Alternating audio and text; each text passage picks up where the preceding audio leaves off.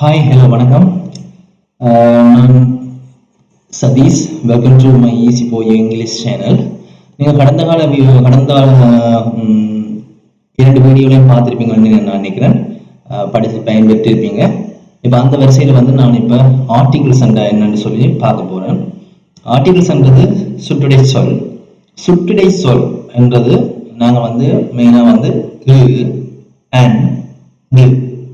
இதைத்தான் நாங்கள் என்ன சொல்லுவோம், ஆர்டிகிள்ஸ் சொல்லுவோம். இந்த ஆர்டிகிள்ஸை நாங்கள் ரெண்டு வகைப்படுத்துகிறோம். ஒன்று இன்டெஃபினிட் ஆர்டிகிள்ஸ், ரெண்டாவது டெஃபினிட் ஆர்டிகிள்ஸ். ஆர்டிகிள்ஸ்ன்றது சுட்டுடை சொல், சரியா? இப்போ இன்டெஃபினிட் ஆர்டிகிள்ஸ் என்னன்னு பார்ப்போம். இன்டெஃபினிட் டெஃபினிட் ஆர்டிகிள்ஸ்ன்றது நாங்கள் நான் கலை பண்ணி காட்டியிருக்காங்க. ஏவையும் அன்னையும் தான் நாங்கள் என்ன சொல்றோம், இன்டெஃபினிட் ஆர்டிகிள்ஸ் சொல்றோம்.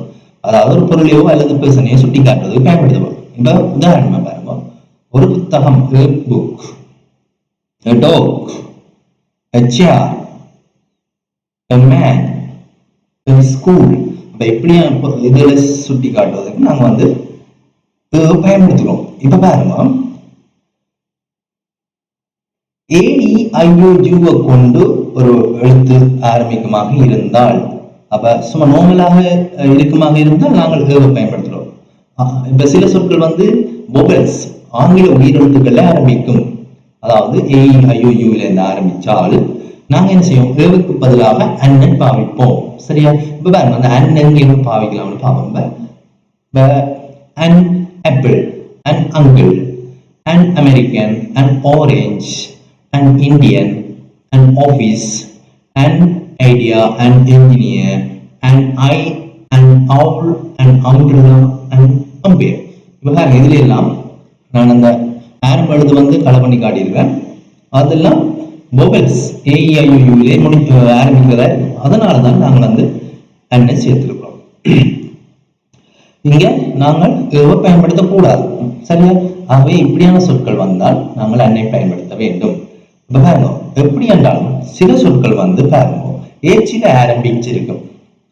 அப்ப ஏச்சில ஆரம்பிச்சிருக்கும் நீங்க என்ன செய்யக்கூடாது, என்ன செய்ய வேண்டும், நீங்க பாவித்தால் அது தவறானது. சில சொற்கள் பாருங்க, அந்த ஏச் நெவர் ப்ரொனவுன்ஸ்ட், அதாவது அது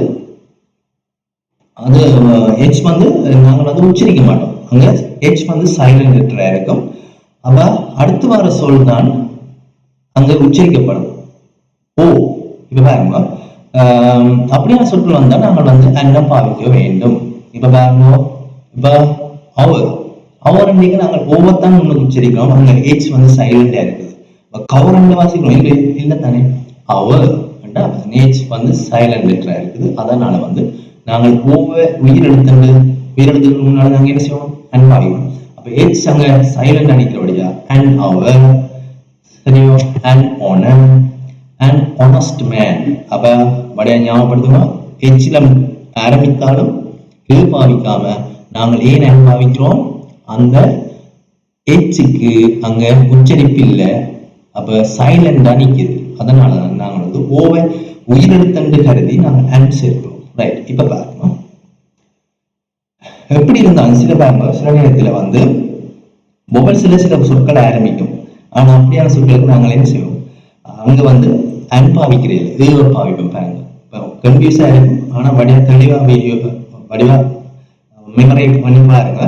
அதாவது அப்ப இப்ப பாருங்க, யூனிஃபார்முக்கு முன்னால ஜூ இருக்கிறோம். அப்ப அது மொபைல்ஸ் இருக்கும். ஆனா நாங்கள் அன்பாவிக்கல, இதுதான் பாவிக்கிறோம். பாருங்க, யூனிவர்சிட்டிக்கு முன்னால யூனிவர்சிட்டி, யூரோப்பியன் யூனியன். அப்ப இப்படியான சொற்கள் இப்படியான சொற்கள் கொஞ்சம் தான். அப்ப இதுகளை நீங்க மனப்பாடம் செய்து வைத்திருந்தாலே போதுமானது. வேறு தேடி படிக்க வேண்டிய அவசியம் இல்லை. அப்ப யூனிஃபார்ம் இப்படியான சொற்களை மைண்ட்ல வச்சுக்கொள்ளும், சரியா? அடுத்தபடியா பாருங்க, நாங்கள் டெஃபினிட் ஆர்டிகிள்ஸ் என்றதை பார்ப்போம். இன்டெஃபினிட்டுக்குள்ள பார்க்கிறாங்க. ஏவையும் என்னையும் எங்க சேர்க்கணும், எப்படி சேர்க்கணும்னு பார்த்துட்டோம். இப்ப பாருங்க, டெஃபினிட் ஆர்டிகிள்ஸ் என்னன்னு சொன்னா தான் டெஃபினிட் ஆர்டிகிள்ஸா இருக்கும். இது நாங்க என்ன பார்க்கணும்னா, நல்ல எங்களுக்கு பழக்கப்பட்ட விடயங்கள், தெரிந்த விடயங்களுக்கு முன்னால என்ன செய்வோம், தேவை பாவிப்போம். இப்ப பாருங்க, சூரியன் சன். அது எங்களுக்கு ஏற்கனவே உள்ள விடயம், அதை விட அது நல்லா தெரிந்த விடயம். ஆகவே த சன் என்று பாவிக்க வேண்டும். மூன் சந்திரன், எர்த் பூமி. அப்ப இதுங்களுக்கு முன்னால நாங்க கட்டாயம் தேவ பாவிக்கணும். நல்ல வெல் நோன் திங்ஸா இருக்கும். சரியா? எங்களுக்கு நல்லா தெரிஞ்ச விடயங்களுக்கு முன்னால தேவ பாவிக்கணும். ரைட். இப்ப பாருங்க, தேவ பாவிக்க வேண்டிய எங்கெங்க நாங்க பாவிக்க வேண்டும் என்றதை பற்றி பார்ப்போம். சரியா? where should we add the முதலாவது வந்து before the rivers and ocean. அதாவது இந்த பிரபலமான இந்த ஆறுகள் இருக்குல்ல, கடல்கள், அதுகளுக்கு முன்னால நான் கட்டாயமாக தேவ பாவிக்க வேண்டும். எக்ஸாம்பிள் பாருங்க, the Mahavali river, the Pacific Ocean, the Nile river, the Atlantic Ocean. அப்ப இந்த முக்கியமான அந்த பிரபலமான இந்த ஆறுகள் இருக்குல்ல, இந்த சமுத்திரங்கள், அதற்கு முன்னால் கட்டாயம் நாங்கள் தேவ பாவிக்க வேண்டும். பிஃபோர் த டிரெக்ஷன், திசைகளுக்கு முன்னால் நான் கட்டாயம் தேவ பாவிக்க வேண்டும். பாருங்க, the north, the east, the west, the south. But don't forget to add the before the directions. சரியோ? இப்ப பாருங்க, அடுத்த விடயம் அடுத்தது பிஃபோர் த மியூசிக் இன்ஸ்ட்ருமெண்ட்ஸ். அதாவது இசைக்கருவிகளுக்கு முன்னால நான் கட்டாயம் பாவிக்க வேண்டும். த வயலின், த ஃப்ளூட், த கிட்டார், த பியானோ. இப்படியான இசைக்கருவிகளுக்கு முன்னால நான் கட்டாயமாக பாவிக்க வேண்டும். அடுத்து பாருங்க, before the person who is high position in the high position of the birth. அதாவது ஒரு நபர் வந்து ஒரு பதவியில், உயர் பதவியில் இருக்கிறார்கள், அவைக்கு முன்னால் கட்டாயமாக நாம் தேவ பாவிக்க வேண்டும். The president, the prime minister, the manager, the secretary. அப்ப the president அதாவது ஜனாதிபதி, பிரதமர், முகாமையாளர், செயலாளர், இவையெல்லாம் முக்கியமான பதவிகள். ஆகவே இந்த பதவியினால நாம் வந்து கட்டாயமாக பயன்படுத்தியே ஆக வேண்டும். அடுத்தது, when orders some things, சில பொருட்களை நாம் ஒழுங்குபடுத்தி வைக்க கட்டாயமாக ஒழுங்குபடுத்தும் போது, the first, the second, the third, the last, இப்படி ஒழுங்குபடுத்தும் போது நாங்கள் கட்டாயம் பாவிக்க வேண்டும். பிஃபோர் த பாப்புலர் புக்ஸ், பிரபலமான புத்தகங்கள் இருக்குத்தானே, அப்படியான புத்தகங்களுக்கு முன்னால நாங்கள் கட்டாயமாக தேவினை பயன்படுத்த வேண்டும். த பைபிள், த ராமாயண, த குரான், த திருக்குறள். சரியா? அப்ப அடுத்த விடயம் பாருங்க, பிஃபோர் த சூப்பர்லேட்டிவ் ஃபார்ம். இப்ப நீங்கள் கம்பேரிட்டிவ் சூப்பர்லேட்டிவ் இருக்குது. இப்ப டால், டோல், டாலஸ்ட் இருக்குது. அதில் டாலஸ்ட் விடயத்துக்கு அதுதான் சூப்பர்லேட்டிவ் சொல்றது. அதுக்கு கட்டாயம் நாங்கள் தேவ சேர்க்க வேண்டும். இப்ப பாருங்க, the highest, the tallest, the longest, the best.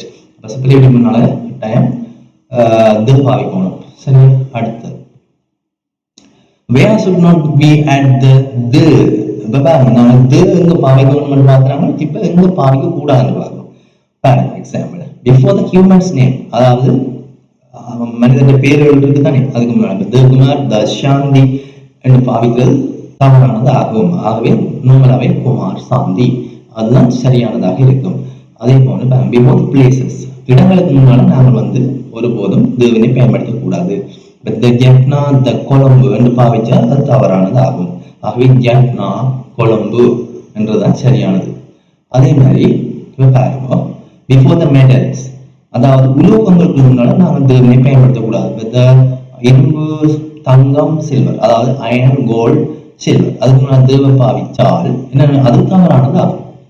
மாறாக தனியாக உலோகம், அயன், கோல்டு, சில்வர் என்று பயன்படுத்துறதா சரியானதாக அமையும். இப்ப பாருங்க, ஆனால் ஒரு முக்கியமான விடயத்தை பாருங்க, என்னன்னு சொன்னா, but before the things that are made by the metals can at the என்ன சொல்றாங்க, அதாவது இந்த உலோகத்துக்கு முன்னால நாங்க தேவ பாவிக்க கூடாது. உலோகத்தின் மூலமாக செய்யப்பட்ட பொருட்களுக்கு தேவ கட்டாயம் பாவிக்க வேண்டும். உதாரணம் பாருங்க, இந்த கோல்டு மெடல் அது வந்து சரியானது. அதே மாதிரி இந்த சில்வர் பிளேட் அதுக்கும் தேவ பாவிக்கும். ஏனென்றா உலோகத்தை வைத்துக் கொண்டு செய்யப்பட்ட பொருட்கள். ஆனா உலோகத்துக்கு முன்னால தேவ பாவிக்க கூடாது. உலோகத்தை யூஸ் பண்ணி செய்யப்பட்ட பொருட்களுக்கு தேவ பாவிக்க வேண்டும். அடுத்தது பாருங்க, before the languages. Before the languages, அதாவது மொழிகளுக்கு முன்னால நாங்கள் வந்து தேவ பாவிக்க பயன்படுத்துவது தவறானதாகும். பாருங்க, த இங்கிலீஷ், த தமிழ் சொல்வது இல்லை. இங்கிலீஷ், தமிழ் அப்படி சொல்றாங்க, சரியானதாகும். அடுத்து பிஃபோர் த ஃபெஸ்டிவல்ஸ், பண்டிகைகளுக்கு முன்னாலே நாங்கள் தேவனை பயன்படுத்துவதில்லை. கிறிஸ்துமஸ், த தீபாவளி என்று சொல்வது தவறானதாகும். மாறாக கிறிஸ்மஸ், தீபாவளி என்று சொல்றதுதான் சரியானதாகும். ஓகே, அப்ப இப்ப உங்களுக்கு விளங்கி இருக்கும்னு நினைக்கிறேன். அதாவது டெஃபினிட் அண்ட் இன்டெஃபினிட் வேறுபாடு தெரியும். அண்ட் இவை தான் நாங்கள் சொல்லுவோம் என்னண்டு ஆர்டிகல்ஸ் வந்து அதில் வடிவாக ஆரம்பத்தில் இருந்துட்டா திருப்பி வீடியோ பாருங்க, சரியாக அண்டர்ஸ்டாண்ட் பண்ணுங்க. இது உங்களுக்கு பிரியோசனப்படும் முக்கியமான பகுதி. அதில் வந்து சரியான முறையில் சரியான இடத்துல நாங்கள் பயன்படுத்துவதில்லை. ஆகவே சரியான முறையில் பயன்படுத்த வேண்டும் என்றால் இந்த வீடியோவை சரியான முறையில் பாருங்க, பார்த்து பிரியோசனப்பட வேண்டும்னு சொல்லி கூறி இத்துடன் எனது இந்த லெசனை நான் முடித்துக் கொள்கிறேன். Thank you very much. Thank you for your வாட்சிங். தேங்க்யூ.